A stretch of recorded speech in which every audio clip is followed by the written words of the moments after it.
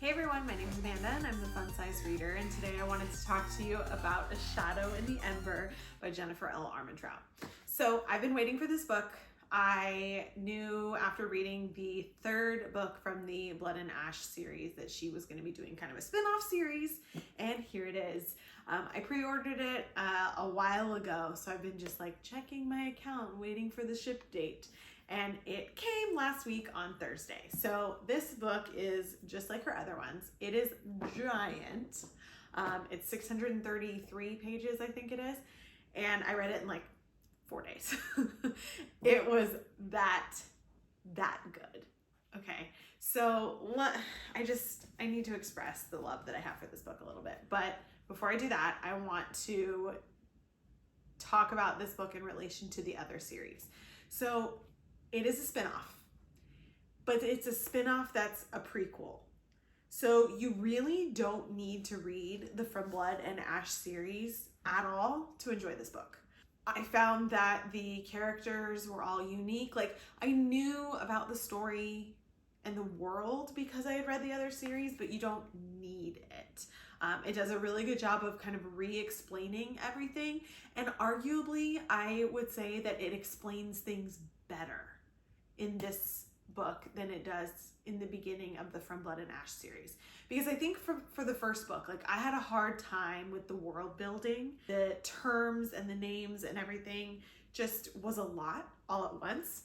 And so I had a hard time with it. But I think this one, the world is built so much better. They're obviously connected, but this one is like hundreds of years in the past. There are definitely nods to that series from this book, but like I said, you don't need to know any of that first series to pick this one up.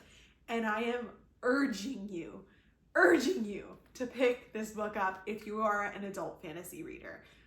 Just like Jennifer's other books, this is an adult book. There are explicit scenes in this book. There's language, there's violence. There are some pretty there are a couple of scenes or a scene that just like got to me. There are some things that are very gruesome and violent that happen in it. So it's an adult book, okay? That being said, I feel like Jennifer is ruining fantasy for me because she's making these amazing worlds with vampires and magic and gods and things that I just love reading about, and she's making them adult, so they're so immersive and just like vibrant in your brain, but then they're also adult, so she's like ruining lots of other fantasy reading for me, and I'm gonna blame her for that. This is her fault. I'm in a huge book slump after finishing this last night.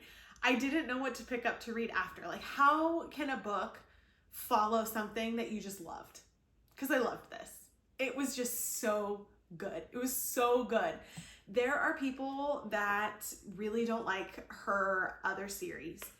I would argue that even if you didn't like the other series, you could definitely like this one. I felt like it was so much better, like constructed and hashed out. Like, the whole story flowed. There were some parts of it that I think were not as like exciting or important and maybe could be edited out. But the way I looked at it is, this is a book that you go through the life of the character. Like, you follow even the menial things that the character does, because that's what gets you attached to the character and really understanding Sera, or Seraphena, because that's the main character's name. So yeah, were there some menial things? Were there some scenes that were kind of boring? Of course. But like, the whole, like the book as a whole was just so great. So great. I will argue also that I think I like Nyktos better than Castile. You can fight me in the comments on that. I don't even care. Like, I want to know, tell me why you like Castile more, if you like Castile more, but I will argue that I like Nyktos more. Like, I am more excited for the next book in this series than I am for the next book in the other series. I think Nyktos is just, he's just so much better. He's just so much better. I think the reason why I like it with him is like, this was a slow burn kind of romance fantasy novel. There are little scenes scattered in that kind of keep building that romance, but like, I just feel like I love his character and how it progresses throughout the whole book, and where it ends. I'm just, oh, I don't want to ruin it, but at the same time, I need to talk about it. Let's end the non-spoilery review at this point, okay? We're ending that because now I just want to talk about it. At the end of the book, when he's just like, I don't care about you anymore, they have that like final kiss scene, which I loved that she put that in there, because she was talking about like how kissing was too personal at the point where he figured out that she wanted to kill him, or her duty was to kill him, and he was like, this is never gonna happen again or whatever, and then he kisses her and he's like, this changes nothing. And I'm like, oh, Niktos, but you have no idea. Like, you have all the feelings, dude. You have all the feelings. And he's trying to fight it, and it makes him feel so real. And for somebody who's the Primal of Death and is supposed to be like the harshest god that there is, he makes you catch all the feels with him. Sera has them too, and I just can't wait to see how this plays out in the next book. I really loved the whole, like, yes, it was vampires, obviously, but how it's like, has the gods played into it too. Like, that doesn't really happen in the first series. So I really liked that aspect. It brought a lot of like power and just, I don't know, feeling to the characters that I feel like the others in the other series didn't really have. And so I think that's why I love Niktos way, way more. Also, you better not get on his bad side. Like, oh, it made me so excited when he got angry. I don't know if anybody else felt that way, but when he got mad, I just like found myself smiling. Not because he was mad, but like the power that was coming off of him when he was mad. It just made me so happy. I was talking to one of my friends, Jennifer. She's on Instagram at JM_bibliolauder. And her and I were talking. She finished the book a couple weeks ago, I think. And so she was like, as soon as you read it, you need to let me know. So we were talking about different things as they happened. And I was kind of live texting her when I was reading. And her and I agree on pretty much all of these things. And we were talking about how we really loved the way that Sera kind of realized that she didn't need to kill Niktos. And I really liked the way that happened. So like, obviously the conflict is that she was born and bred to kill the Primal of Death because she's going to be his consort. And that's the only way to clear up the rot that's infecting her world, the mortal world. And she obviously develops a relationship with him in the beginning, not knowing who he was, and starts to have feelings for him. And then boom, discovers that he's, who he is, and that she has to therefore kill him.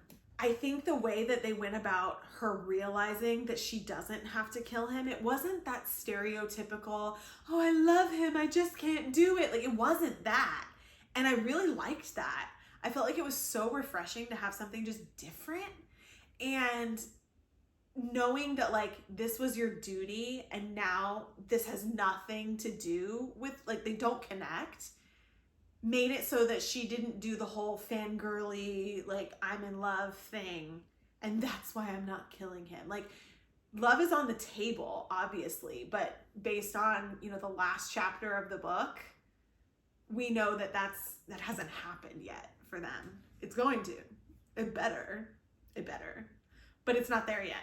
And so I really, really liked how Jennifer changed that realization for Sera. And it was actually like a duty realization that she didn't have to be this monster that she thought she was growing up. Also, I'm giving Jennifer credit because my friend Jennifer, not Jennifer Armentrout, my friend Jennifer, I'm giving her credit for this theory because I didn't think of this way. So one of the things that she told me, she was like, or she feels that the theory is that Sera had to grow up to kill the Primal of Death, right? But we know with the Primal of Life that there was a little switcheroo that happened there. So she thinks that she's gonna end up killing the Primal of life because he's truly the primal of death. And like when she said that, like light bulbs went off in my head. I was like, oh my God, this makes sense. This makes total sense.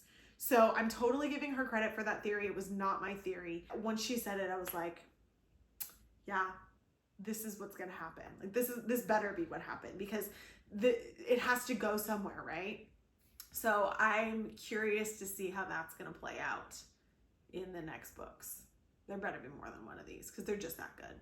Also, so I know I talked a little bit about this in my last videos for the From Blood and Ash series, but I feel like in that book, now granted, we only have the first one here, and the first one wasn't as bad in what I'm about to say. When I talked about there just being sex scenes to have sex scenes in them, I did not feel that way about this book. So I felt like all of the adult explicit scenes were placed in certain places in the storyline for a purpose. And I love it when they have a purpose. Like if it's just thrown in there to be smutty, fine. If it's just thrown in there to be smutty, like that, a smut book is very different than I think a fantasy book that has like purpose for the relationship building.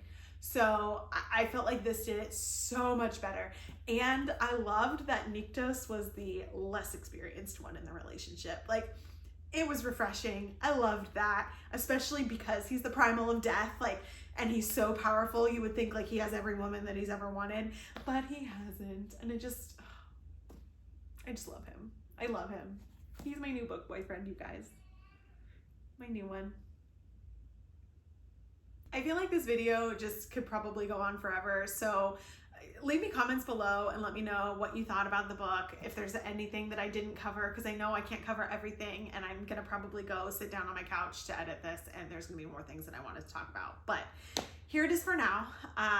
Let me know if there's more things that you wanted to talk about. We can always do a second video because it is 600 pages, so there's a lot to say. But yeah, I just want people to talk about this book with. Please talk to me about it. It was just so good. It was so good. Order it now, please. Do it. If you want to chat more, you can find me on Instagram, Facebook, and TikTok at The Fun Size Reader. In the meantime, I'll be sitting in my book hole with my book hangover. See you guys next time.